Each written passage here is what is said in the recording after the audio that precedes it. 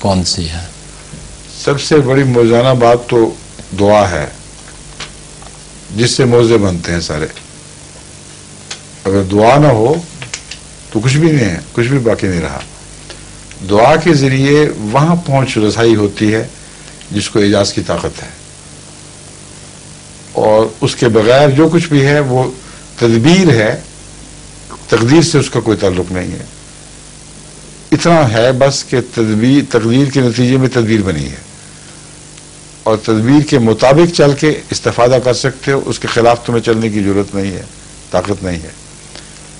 اپنی حیثیت سے بڑھ کر کچھ چاہتے ہو اور تو کمند ڈالنی ہے مقدر پر، اور وہ دعا کی کمند ہے جو پڑتی ہے.